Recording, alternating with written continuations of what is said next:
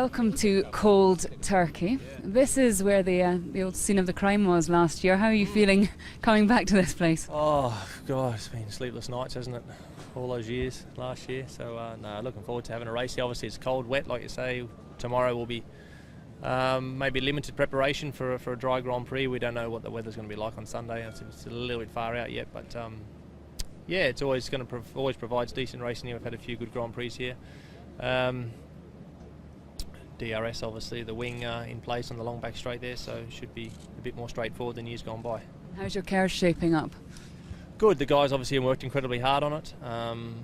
We know, same for everyone these days, we don't have the luxury of testing anymore, so we will again learn as much as we can at the race weekends and chip away. I think we still have work to do. It's not all, like it's like a lot of the other components on the car. We've just fit them on there and forget about it. We've still got some attention to focus on it and work from there.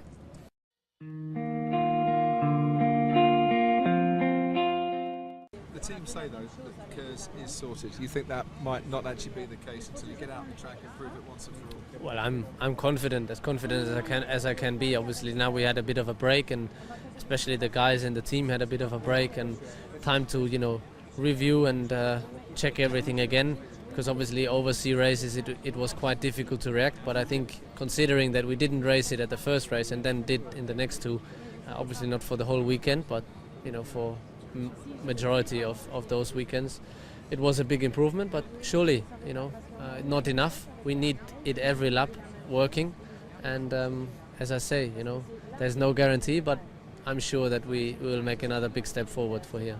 So was that the reason that McLaren beat you in China, or is it they had the right strategy and you didn't? And what's going to happen this weekend, do you think? Well, I think in hindsight, it's always easy to be clever, but I think we had a strong race in China, a strong race weekend in total, but surely, the last bit was missing. If the race would be, 8 laps shorter, then it would have been fine. It wasn't. So in hindsight, I think the two-stop strategy didn't work as well as we supposed it will. So we had more or less no weapons to fight with anymore in the last bit of the race. So still we managed to get second. We had some problems in the race with the KERS, no radio for the majority of the race. So all these things don't help, but there was a lot of things for us to learn and to understand. So I'm happy to finish second in that race, and now looking forward to come here and do one step better.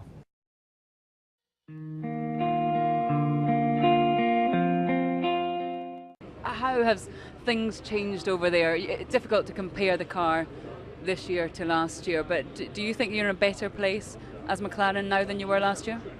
I don't know. I'm definitely wrapped up well. I've got 2 jumpers on here, 2 team jumpers and a t-shirt and a vest and a jacket. I'm absolutely freezing.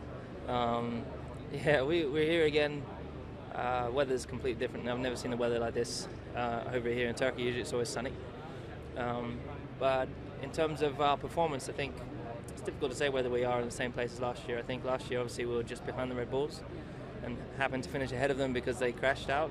So I guess we're in a similar position, but I think they're perhaps a little bit faster than us this year than they were last year. So holding on to them in the race, I think, will be tough.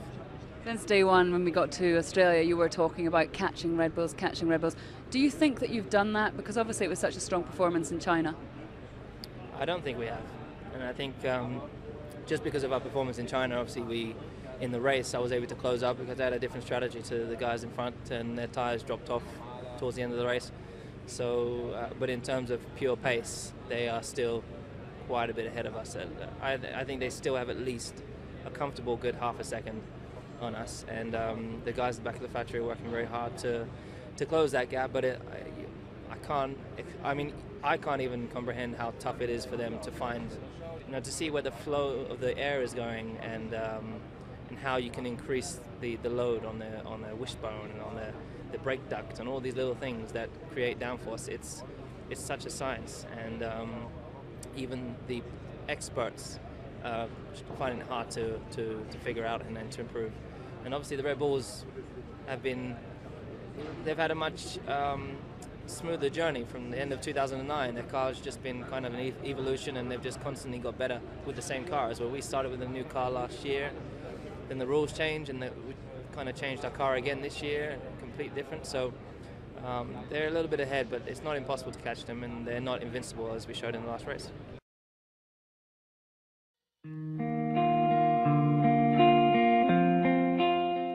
Are you happy about Mike Coughlin coming back into Formula One? Well, you know, firstly, the events that led us to dismiss Mike were nearly 4 years ago. So I think, you know, that's a long time in the past now. I think for a team like Williams, you know, it's sad to see them where they are, and if this process can get Williams back up into closer to the front and scoring some points, then I think that's good. So, you know, we'll focus on that, not on what happened, you know, over 4 years ago. And the second one, are McLaren one of the teams who are going to meet with representatives from News Corporation and Exor next week? There's no plans at the moment to meet there. I think there's lots of discussions going on. There's lots of speculation. I think it's nice that people have got an interest in investing in Formula One. If you're involved in any business, it's nice to think that some people have got, you know, that sufficient interest, commercial interest in it. And so I think lots of discussions are happening. But you know, I think at the moment we've got to concentrate on the season we've got at the moment. I think hopefully we can make another great season like we had last year. And just finally, what's all this talk of that about? Is it about agreeing a new Concord agreement? Is it about wresting control from CVC? And would McLaren be happy with the parent company of Fiat and therefore Ferrari being part owners of Formula One? Yes, that's the answer to that. You would be happy? Yeah, I don't have a problem with that. But I think the fact is, I don't think that any of this, you know, at the moment, there's a lot of speculation, a lot of interest, a lot of excitement. I think, you know, I think people are showing some interest in investing in the future of Formula One. McLaren will always support that. I think that's a good thing. But, you know, we're happy to work with the partners that we've got. We want to see investment in the sport, development of the sport. I think collectively we can all do a better job. And if, you know, others want to come in and be a party to that and be partners in the sport, then that'll be good. Are you any closer to signing a new Concord agreement?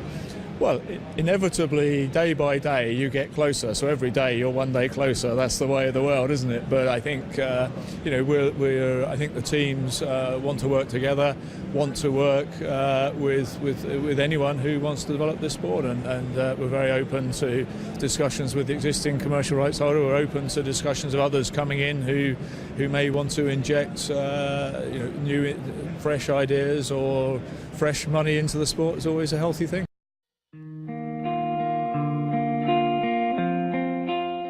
Have Ferrari fixed their problems? Well, I mean, we were working very, very hard, you know, to bring new pieces, you know, to make the car quicker, especially in the qualifying, that we were, you know, losing more compared to the race, especially, you know. I think if you can improve the car in the qualifying, for sure, you can improve the car in the race as well. So that's what we've been doing so strongly. Big job on these weeks, and I hope we can see an evolution here.